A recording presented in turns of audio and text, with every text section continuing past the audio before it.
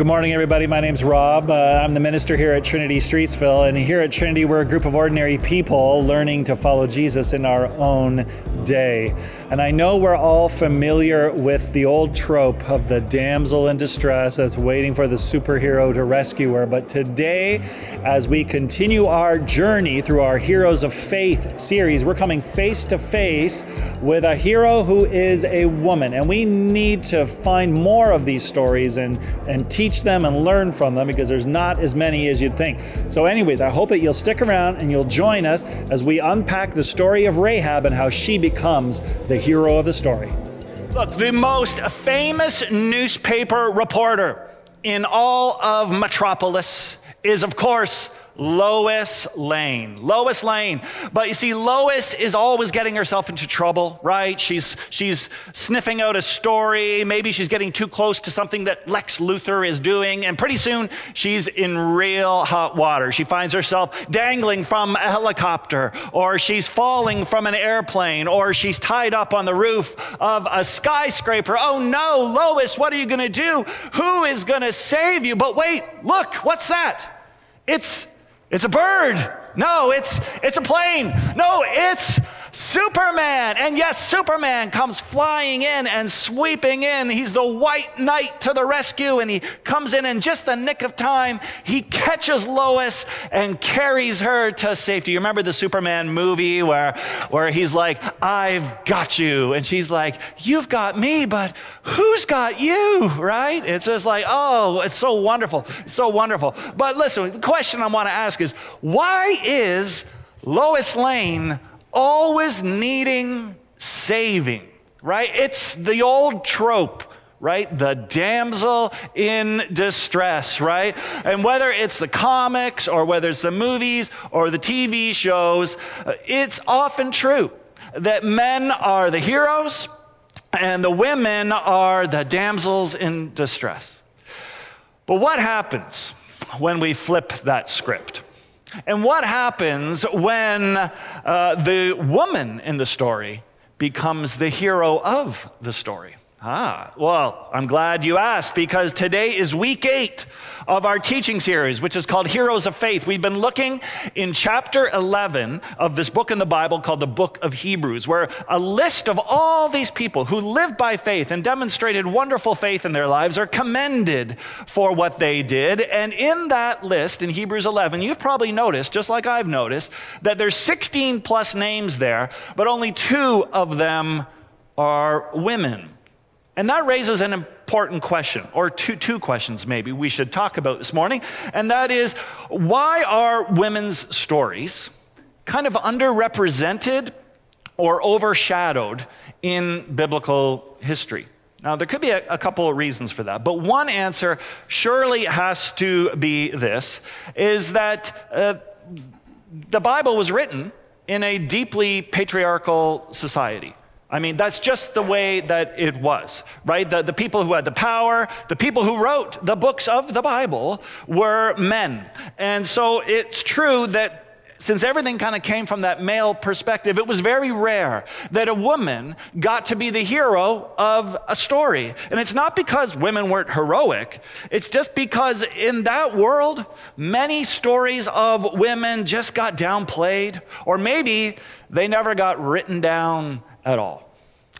But another question to kind of think about is, okay, so that we have maybe some kind of a silence of women in the Bible, but what about the sidelining of women in the church, right? Because over the centuries, many churches kept reinforcing this idea where men's voices get priority over women's voices.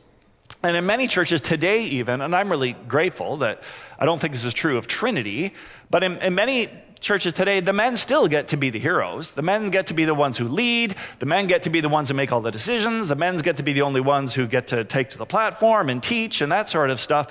And for that reason, I am really glad for this story we're going to be studying today. As a father of 4 girls, I'm really glad for the story that we've read today, because here, even though the Bible does not record as many stories of female heroes, that doesn't mean that those stories aren't there. It just means that we got to search for them a bit.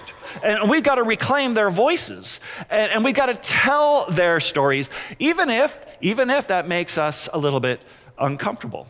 So today we are looking at Rahab, right? One of the women in the Bible who does not wait around for Superman to come in and save her. Instead, she trusts God.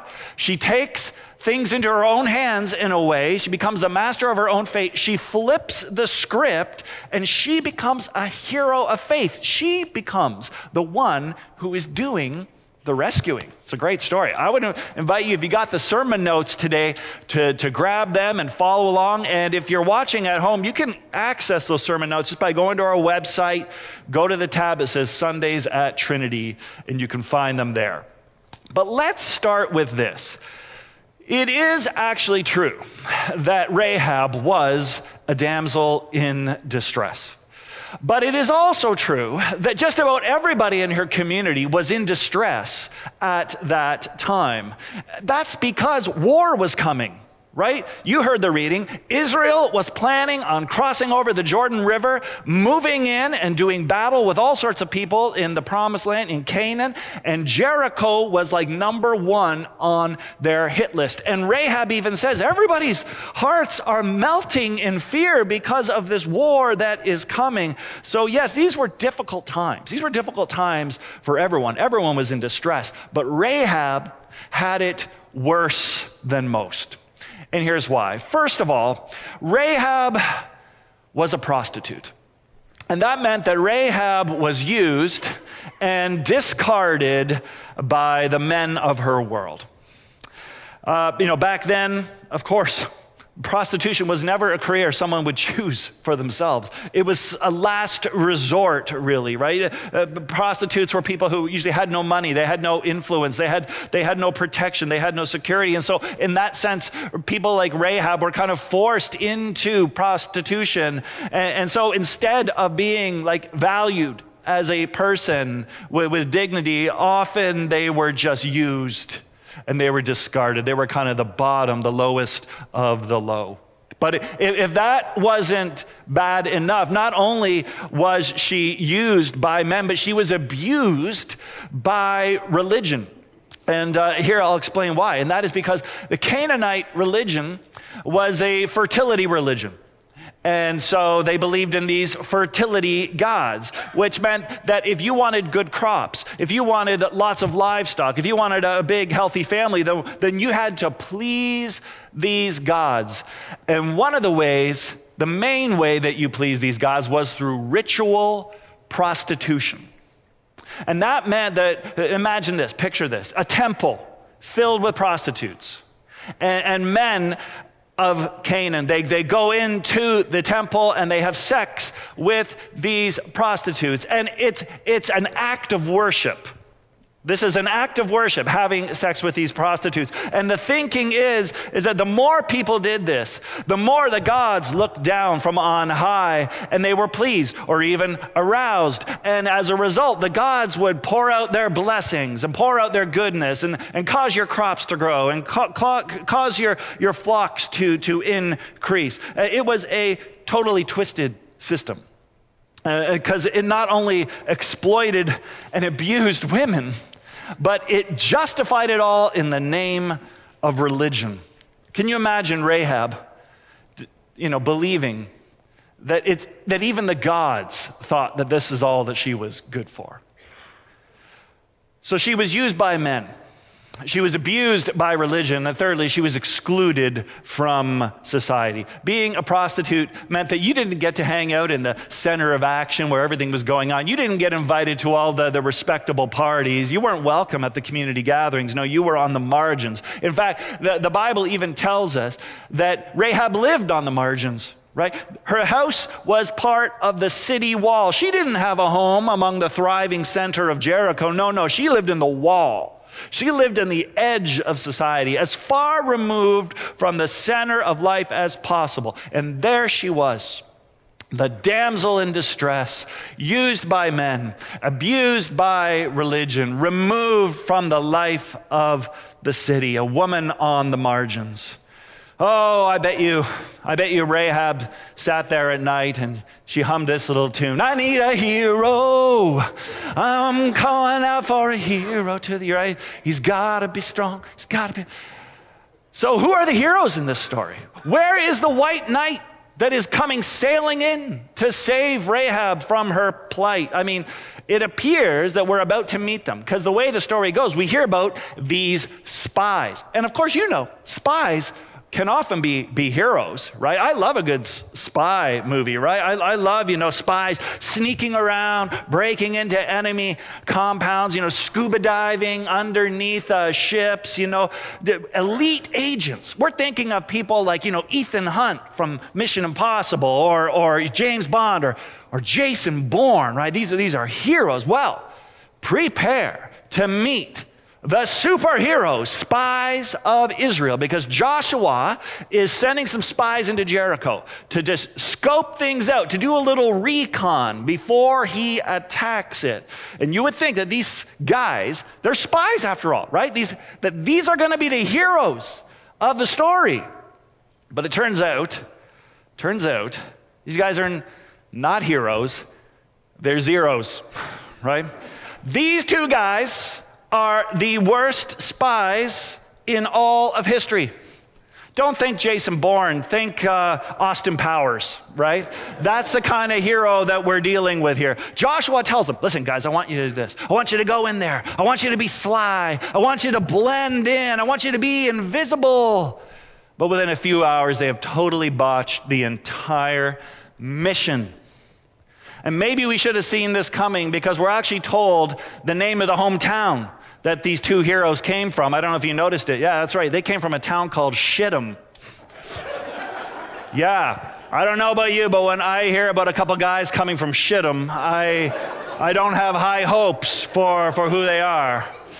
But anyways, they're complete and abject failures. First of all, they are moral failures, right? These highly trained, covert soldiers, they get into the city of Jericho, and literally, the first thing they do is, we read, they entered the house of a prostitute. Now, where was that in the plan, guys, right? What are they thinking? They're supposed to be like men on a mission. And the first thing they do is say, hey, let's go find a prostitute, right? Now, some people say, wait, Rob, no. I don't think they actually went and slept with a prostitute. They just lodged at her house. But I mean, come on. I think even Hebrew scholars, they look at the language, they look at the wording here, and they say, no, there's clearly sexual undertones here. And by the way, that wouldn't be the first time that Israelite men had fallen into sexual immorality with Canaanite women. So anyways, I think this is kind of how it went down. They were heading into town, and they said, hey, have you heard about the women of Canaan? Have you heard about the women here in Jericho? They have sex with people as part of their religion. So hey, you know what? Why don't we mix a little business with pleasure, if you know what I mean? Right? What happens in Jericho stays in Jericho. And you know what? Besides, we're just going to destroy this city anyways. Right? I mean, everybody else uses these girls for whatever they want. Why don't we just use them too? They're just going to be slaughtered on the streets. So listen, these are not the heroes we had hoped for. They are moral failures. But secondly, not only did this is a complete moral failure, but the whole thing is a complete tactical disaster, right? Because it turns out, like an hour after the mission begins, their cover is blown already. Yeah, that's right. The king of Jericho already knows that they're there. He announces, hey, there's Israelites that have broken into the city and they're spying out the land. Guys, get them. And he sends out his soldiers. These boneheads were supposed to be undercover spies, but their stealth mission turns into this like town-wide manhunt before they've even had the chance to like order room service, right? They are the world's worst spies. And this brings us to the third thing that I think we should know is this whole mission is a complete failure of leadership, because these guys were supposed to be under orders. They were under orders of Joshua. They were under the orders of God, right? That's what's supposed to be dictating their actions, but they seem to have very little regard for actually what God or Joshua has actually called them to do here. Instead, they're following their own impulses, their own desires. These guys aren't leaders. They aren't heroes. They aren't saving the day. Instead, they need saving.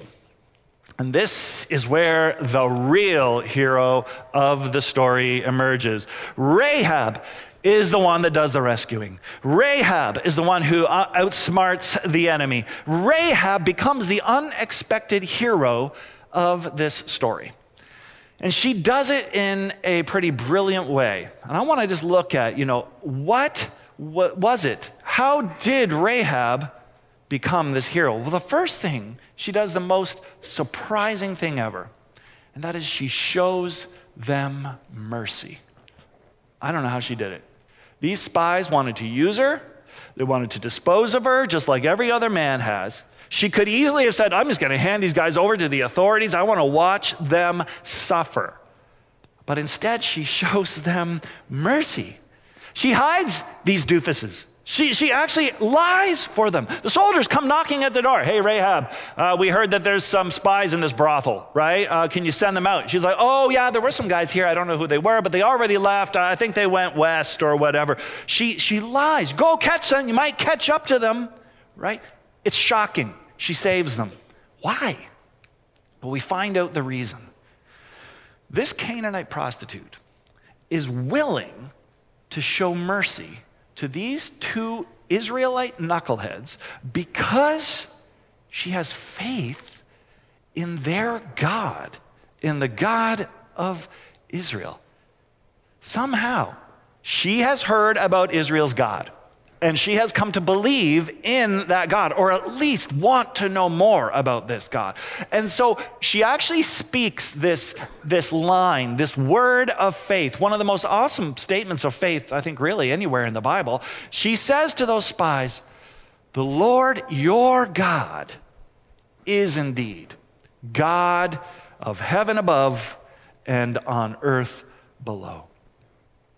Even though she's a Canaanite, somehow she has heard the stories of Israel's God. And maybe she heard the story of how God led them out of Egypt to freedom. Maybe she heard the story of how this God helped them to defeat other enemies on the east side of the Jordan. Now, as a prostitute, it is true, you do meet a lot of people, if you know what I mean, right? Travelers passing through, you end up hearing a lot about what's happening in the outside world. And she had heard the buzz. She had heard the buzz about there is a God in Israel, a different kind of God in Israel. And she declares her faith. She believes, and then the most amazing thing happens. She switches sides. All she's ever known in her life was Canaanite culture. That was her life. That was how she was brought up. That was how she was taught. That was the air that she breathed. But she's willing now to let it all go and join the other side. Double agent, right? She was willing to be a traitor to her own people in order to follow the God of Israel. And I wonder if she's also heard that the God of Israel doesn't require ritual prostitution. Seems to have a different view of women. That this God of Israel doesn't require child sacrifice. There's no sex temples in Israel. Whatever it was, she rejects her entire culture. She changes sides. And she says to them, now then, listen, please, swear to me by the Lord that you will show kindness to my family because I have shown kindness to you. This is this Hebrew word hesed, which we've talked about here before at Trinity. It is this kindness, this loving kindness, this covenant kindness, this kind of kindness that God extends to us. It's a sacrificial kindness. Listen, she's got no power. She's been victimized her whole life. She's facing death now from a foreign power, and she looks into the eyes of these two idiot spies who wanted to use her and then wanted to discard her, didn't care a thing about her, and she extends God's loving kindness to them. And they look into her eyes, and I think they are cut to the heart. Right? They come to their senses. Because see, when they arrived there that night, they thought, this is just another girl, another piece of meat, someone disposable, someone we can do whatever we want to. And now in this moment, they look into her eyes and they see someone who knows and understands the love of God better than they do. They see someone who is more faithful to God than they are, who demonstrates righteousness more than they do. And that's when they realize we're not the heroes of this story. This is the hero of the story. Kalos and Younger describes this reversal. These mighty men of God are found to be much less than expected, while a whore, who we expect to be in the depths of sin, is the one who truly knows God and is obedient to him.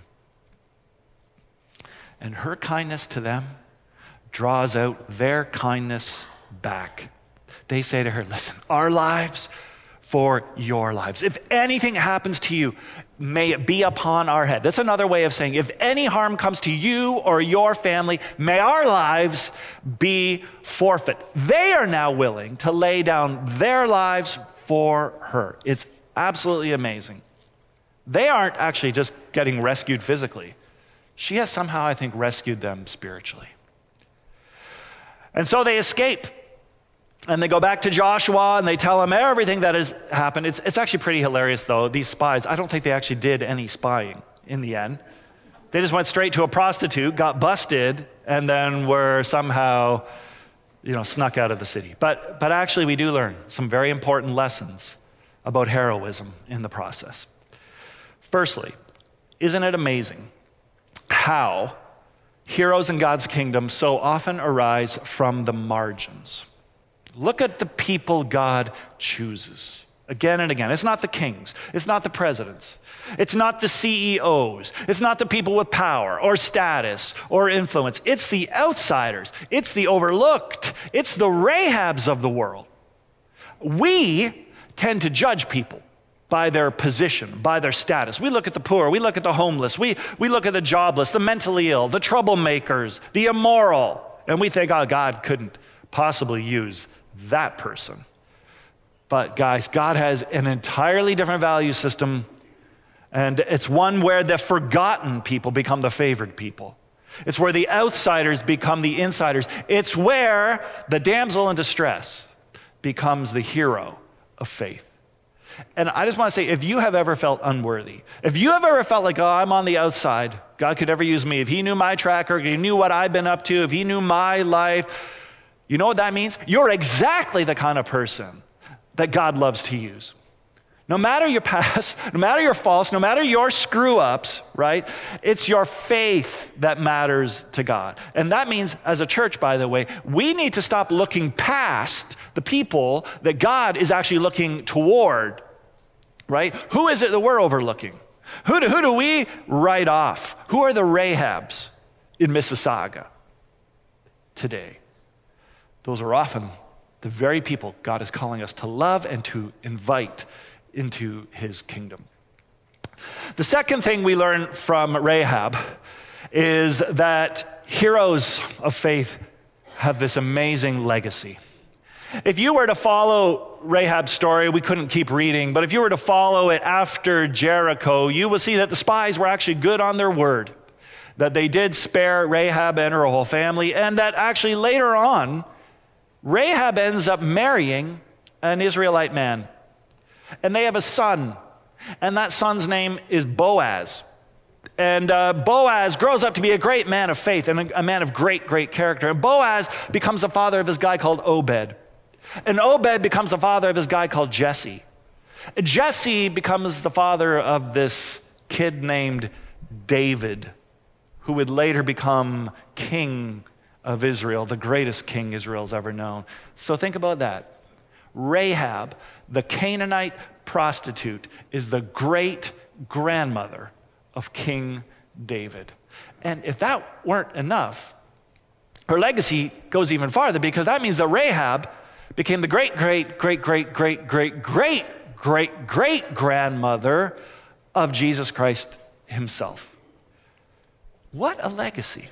Can you imagine God including a Canaanite prostitute in the family line of his own son, the Messiah? It's exactly what he does. And it made me think, in like Luke chapter 7, when Jesus is sitting there at the table and there's this prostitute that comes in and she's weeping at his feet. Do you think that maybe Jesus remembered his great-great-great-great-great-great-great-great-great-grandmother Rahab? Did he think about how God's grace transformed her story? And I just think we have to remember that our choices, our faith, our willingness to trust God can leave a legacy that we have no idea, that could leave a legacy for generations to come. You may not see all the ripple effects right now. You may not know what God is going to do through your obedience today, but just like Rahab, your faith can outlive you. And the last thing we learn from Rahab, and I said this earlier, heroes switch sides. Rahab makes this crazy radical choice. She turned her back on the only culture that she had ever known. She walked away from her home, her identity, her past, and she switched sides. Because why? Because she realized that God was doing something bigger and better in the world. She had to betray her own people to be faithful to God's kingdom. And I have to ask you, are you willing to do the same? Are you willing to become a traitor to this culture that we live in order to be faithful to God? Because here's the truth. Every single one of us is shaped by this culture, right? It's not the Canaanite culture, it's our own culture, right? And it tells us a story. It says, get ahead, climb the ladder, make money, get power, secure your future, look out for yourself, be successful, be strong, be admired. This is what you've been taught from birth. This is what society rewards. But Jesus calls us to a different story. His story says, lay down your life. Consider others before yourself. If you got 2 coats, give one away. Love your enemies. Be content with what you have. Store up treasures in heaven, not on earth. The first shall be last. The last shall be first. Rahab switched sides. Will you?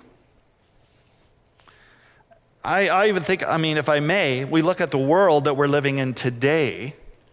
Where's your allegiance? Because we're watching a world where cruelty is becoming increasingly glorified, where power is worshiped, where leaders are choosing oppression over justice, where selfishness is somehow becoming a virtue. We are watching the rise of totalitarianism, right, in our own time, even in places that were once considered bastions of freedom and democracy. I don't want to get all political, but the question is really the same question, right? Which kingdom are you going to stand with? Will you align with the world's story where power and greed and self-preservation are the rule? Or will you align with God's kingdom where mercy and sacrifice and love reign? Here's the thing. Switching sides will cost you. Cost Rahab, right? It may cost you comfort, may cost you some approval, may cost you some money, cost you some security. It may mean standing apart in a radical way from the culture that you are in right now. But Jesus did not call us to blend in. He calls us, like Rahab, to switch sides, to align ourselves with the kingdom of God. Rahab, man, she is not a damsel in distress. She is a hero that rises from the margins. She's not rescued, she's the rescuer, right? She's not silenced, she speaks boldly. She's not forgotten, she's going to be remembered forever because she saw the truth of God and she took a risk and she took a chance and she chose the side of God. That was Rahab's choice. Today it's your choice. And so what will you choose? Amen.